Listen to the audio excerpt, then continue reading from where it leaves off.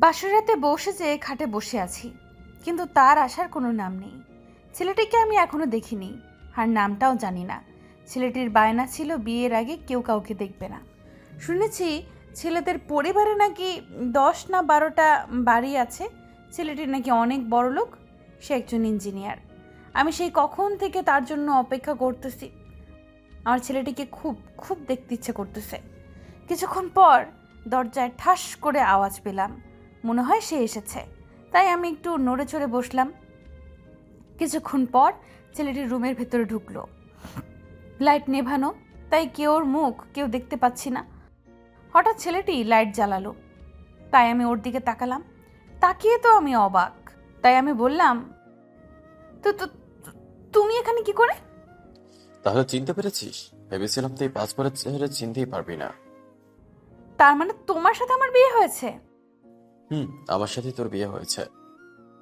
আমি দেখতে পেলাম আবিরের চোখ লাল।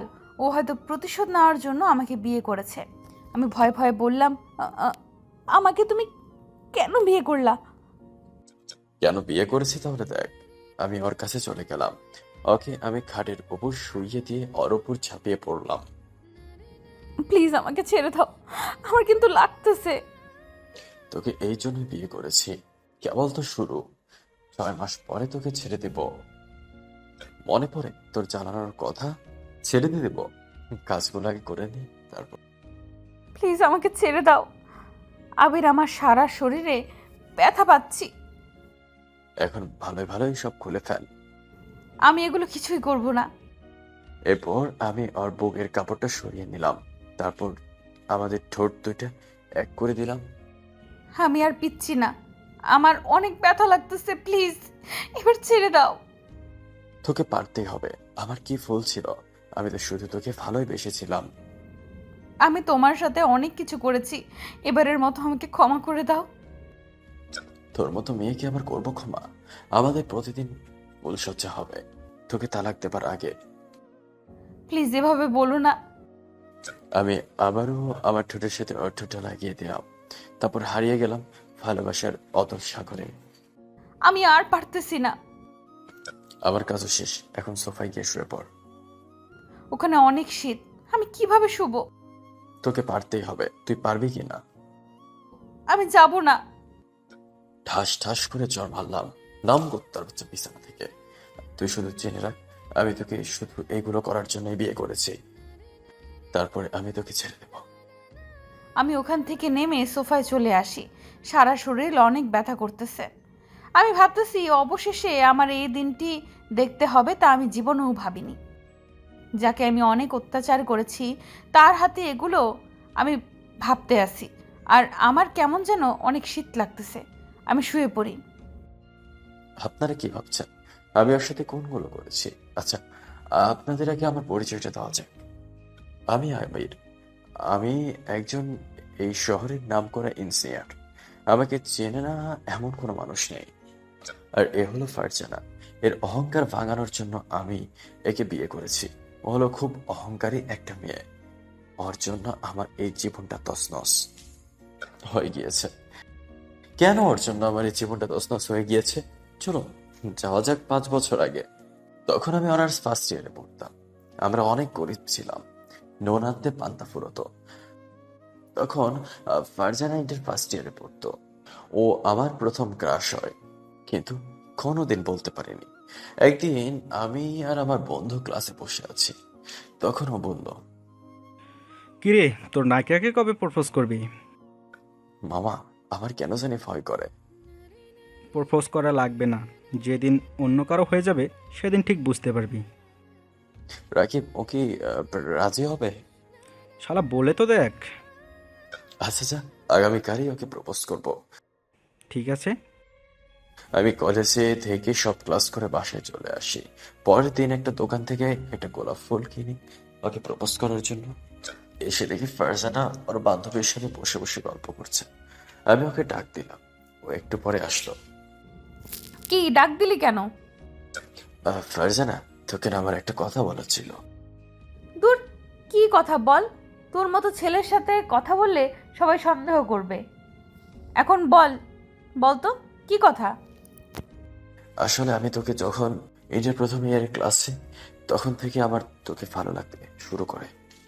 এতদিন ভয়ের কারণে কিছু বলতে পারিনি। তুই আমার সারা জীবনের সঙ্গী হবি। কথাটা শুনে আমার অনেক হাসি পেল, তবুও হাসি থামিয়ে বললাম, তাই নাকি? কেন আমাকে এত ভালো লাগে? জানি না, তবে আমি স্বপ্নে দেখেছি তুই আমার জীবন সঙ্গী। এ মা, তাই? তোর প্রপোজ আজ আমি গ্রহণ করব না। কালকে যদি তুই আমাকে কলেজের সবার সামনে প্রপোজ করতে পারিস, তাহলে আমি তোকে ভালোবাসবো। আচ্ছা, তুই যা বলেছিস সেটাই হবে। আচ্ছা, এখন চলি রে। আমি ওখান থেকে বান্ধবীদের কাছে চলে আসতে না আসতেই সাথী বলল, কি রে, এত হাসতে হাসছো কেন? ওই ছোট লোকের বাচ্চায় আমাকে বলে ভালোবাসে। তাই তো, তুই ওকে ভালোবাসবে? তোকে পাগলা কুত্তায় কামড়াইছে, কত ছেলে আমারকে প্রপোজ করেছে, তাদেরকে আমি ফিরিয়ে দিয়েছি। আর ও তো তো এখন কি করবি? কালকে একটা নতুন খেলা খেলবো। কি খেলা বল আমাকে। তা কালকেই দেখতে পারবি। ওরে যে কালকে কি করব তা আছে শুধু আমার মনে মনে। দেখা যাবে তুই কেমন পারিস। চল ক্লাসে যাব। তারপর আমি কলেজ থেকে সব ক্লাস করে বাসায় আসি। বিকেলবেলা আমি মার্কেটে যাই একটা শার্ট কিনবো বলে, কারণ ওকে আমি প্রপোজ করতে হবে কালকে। তা আমি একটা সুন্দর নীল কালারের শার্ট কিনি। তারপর দোকান থেকে আরো একটা গোলাপ ফুল কিনি। পরের দিন কলেজে যাই, গিয়ে রাকিবের কাছে যাই। দোস্ত, আগে ওরে প্রপোজ করবো। কিরে, আজকে আবার কাকে প্রপোজ করবি? কারে আবার? আমার নায়িকারে। ও বলেছে আমি যদি আজকে ওকে প্রপোজ করি তাহলে ও আমার প্রপোজের অ্যান্সার দিবে। আবির দেখ, ফারজানা এসেছে। আচ্ছা দোস্ত, আসি রে, ওকে প্রপোজ করতে হবে। ঠিক আছে। আমি ফারজানের কাছে চলে আসি। ফারজানের কাছে আসতেই ও বলল, তুই এসেছিস, চল, ওখানে অনেক মানুষ আছে, ওখানে বলে প্রপোজ করবি। আমি ফারজানের কথা শুনে আর পেছন পেছন যেতে লাগি। এখন প্রপোজ কর। কুত্তার বাচ্চা, তোর সাহস কি করে হয় আমাকে প্রপোজ করার? আমাকে চরমারের শব্দ শুনে সবাই আমার দিকে তাকায়। কেউ কেউ বলছে এখানে কি হয়েছে। ফারজানা বলল, এই হারামের বাচ্চা, এই হারামের বাচ্চা বলে আমাকে ভালোবাসে। ফারজানা এসব কি? তুই তো বললি আজকে প্রপোজ করতে। ফকিরের বাচ্চা, ফকির! তুই কি আমার বাবার বিষয় সম্পত্তি দেখেছিস, তার জন্য আমাকে ভালোবেসেছিস? তোদের মতো ফকিরের খবর আমার ভালোই জানা আছে। ফারজানা, এসব কি কথা? তোর বাবার সম্পত্তির উপর আমার কোনো লোভ নেই। কুত্তার বাচ্চা, আবারও মুখে মুখে কথা। এই বলে ফারজানা আমাকে আরো 2-3টা চড় মারল। রাকিব আমাকে অন্যদিকে টেনে নিয়ে গেল। বলছি না, ও একটা অহংকারী মেয়ে। ওরা শুধু টাকাকে ভালোবাসে। আমি কি বলবো, আমার চোখ দিয়ে অঝরে পানি পড়ছে। কি করব বুঝতেছি না। এখন কি করবি? বাড়িতে যাবি? আমি বাড়িতে যাব। রাকিব আমাকে নিয়ে বাড়িতে চলে আসে। ফারজানা, তুই তো একটা জিনিস কি সুন্দরভাবে অভিনয়টা করলি, আরো বুঝতেই পারলো না। আরে আর বলিস না, ওদের মতো ভিকিরির খবর আমার ভালোই জানা আছে। তুই আজকে থেকে আমাদের বস। হয়েছে, চল ক্লাসে যাব। ওর কাজগুলো বাড়িতে এসে আমার চোখের সামনে বারবার ভেসে উঠছে। আমার কি দোষ ছিল ওর কাছে? শুধু ভালোবাসাটা। হঠাৎ আমার চোখে ঘুম আসতে থাকে। আমি ঘুমিয়ে পড়ি। পরের দিন আমি ক্লাসে আসি। কলেজে আসতে সবাই আমার দিকে কেমন যেন দৃষ্টিতে তাকিয়ে আছে, হাসাহাসি করছে। আমি বুঝতে পারি গতকালের বিষয়টা নিয়ে তারা হাসাহাসি করছে। আমি চুপচাপ ক্লাসে এসে বসি। তখন রাকিব আসলো। কিরে, মন খারাপ নাকি? আমি ওর সাথে কোনো কথা বললাম না। কিরে, আমার সাথেও কথা বলবি না? দেখ দোস্ত, আমার কোনো কথা বলতে ভালো লাগছে না। আবির দেখ, ভেঙে পড়লে চলবে না। তোকে কিন্তু পড়ালেখা করে অনেক দূর যেতে হবে।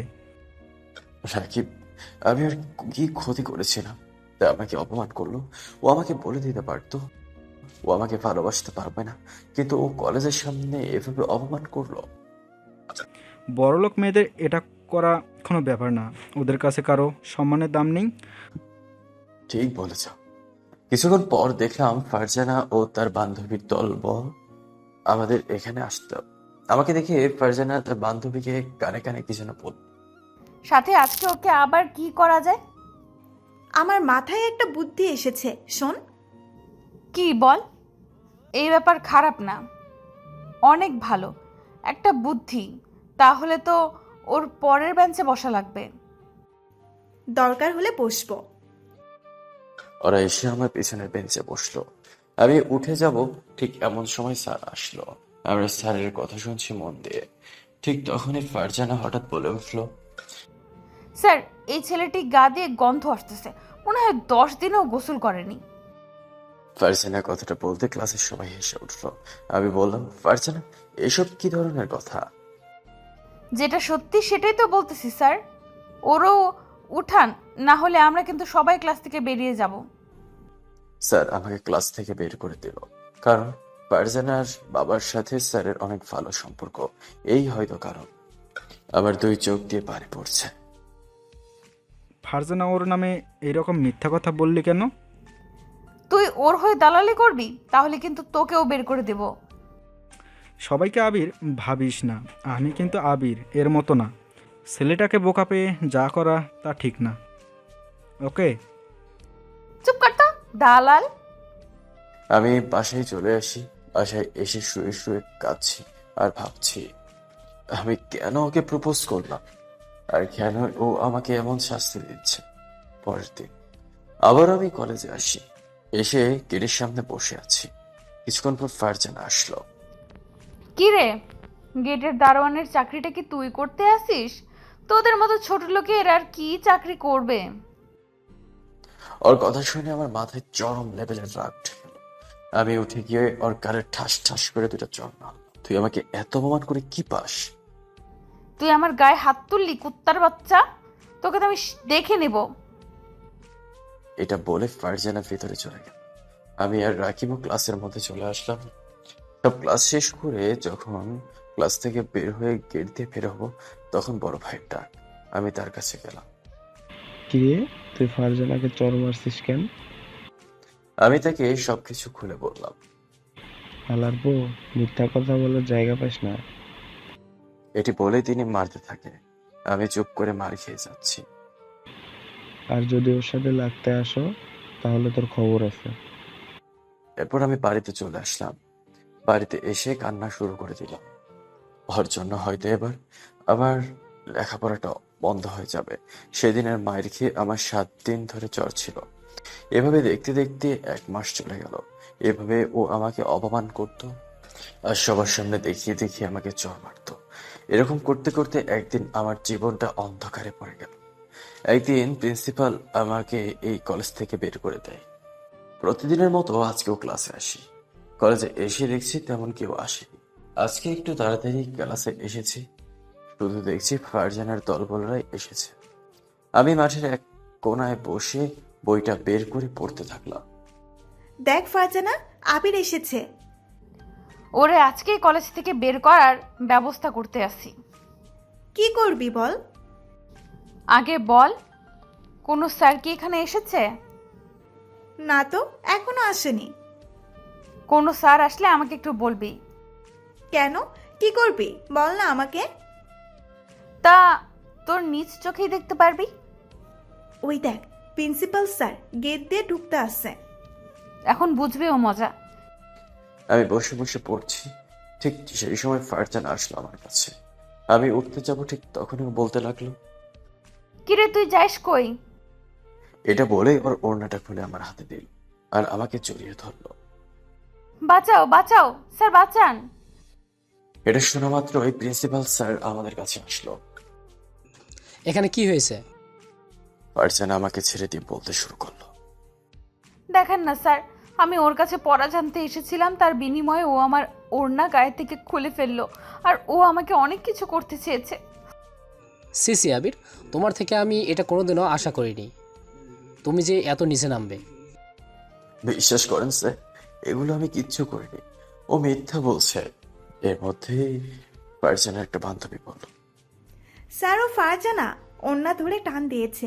এটা আমার নিজের চোখে দেখেছি। আবির, তাহলে ওরা কি মিথ্যা বলবে? আমি চুপ করে আছি। স্যার, ওকে যদি আপনি কলেজ থেকে না তাড়ান তাহলে আমার আর কেউই কলেজে আসবো না। আজকে হয়তো ও আমার সাথে যেটা করেছে কিছুদিন পরে ও অন্য একটা মেয়ের সাথেও এটা করবে, তাই না? ঠিক আছে, তোমরা যেটা বলছো সেটাই হবে। প্লিজ স্যার, আমাকে এই কলেজ থেকে তাড়াবেন না। এই কলেজকে নিয়ে আমার অনেক স্বপ্ন। আমি আর তোমার কোনো কথাই শুনতে চাই না। স্যার আমার হাতে একটা টিসি ধরিয়ে দিল। আমার চোখ দিয়ে পানি পড়ছে অঝর ধারায়। স্যার চলে গেল। আমি ওই কলেজ থেকে বের হয়ে আসার সময় ওদের শুধু একটাই কথা বলেছিলাম, তোদের এই পাপের শাস্তি পেতেই হবে একদিন। আরে তুই তাড়াতাড়ি দূর হয়ে যা, তোকে আমার দেখতে ইচ্ছা করে না। আমি বাড়িতে আসতে থাকি আর ভাবতে থাকি, এখানে কি আমার লেখাপড়া শেষ হয়ে যাবে? এগুলো ভাবতে ভাবতে আমি বাড়িতে চলে আসি। বাড়িতে আসতে আম্মু দরজা খুলে দিল। আম্মু আমাকে দেখে আমার গালের উপর ঠাস করে একটা থাপ্পড় বসিয়ে দিল। আম্মু, তুমি আমাকে মারলে? ছি ছি আবির, তুই ওই মেয়েটার সাথে এটা করলি? আমি তো তা কিছুই বুঝতে পারছি না। আম্মু, তুমি আমাকে বিশ্বাস করতে পারবে না। তোর কোনো কথা বিশ্বাস করব না। আমাকে তো তোকে ছেলে হিসেবে ভাবতে লজ্জা করে। আম্মু, তুমি আমাকে বিশ্বাস করতে পারলে না। এমন সময় দেখলাম রাকিব এসেছে আমাদের বাড়িতে। রাকিব এসে বলতে লাগলো, তোকে কি কলেজ থেকে বের করে দিয়েছে? হুম। তোকে আমি আগে থেকেই বলেছি ক্লাসে আগে যাবি না, তুই তো আমার কোনো কথাই শুনলি না। তারপর আম্মু বলল, তোরা কি বলতেছিস? আমি তো কিছুই বুঝতে পারছি না। তারপরে ঘটনা আম্মুকে আমি খুলে বললাম। এত সব হয়ে গিয়েছে তা আমাকে কিছুই জানাসনি? আমি বুঝেছি ও থেমে যাবে, কিন্তু ও থামেনি। আমাকে দিনের পর দিন অত্যাচার করছিল। এখন তুই কি করতে চাস? জানি না। আবির, আমি এখন আসি। আর তুই কি আর কলেজে যাবি না?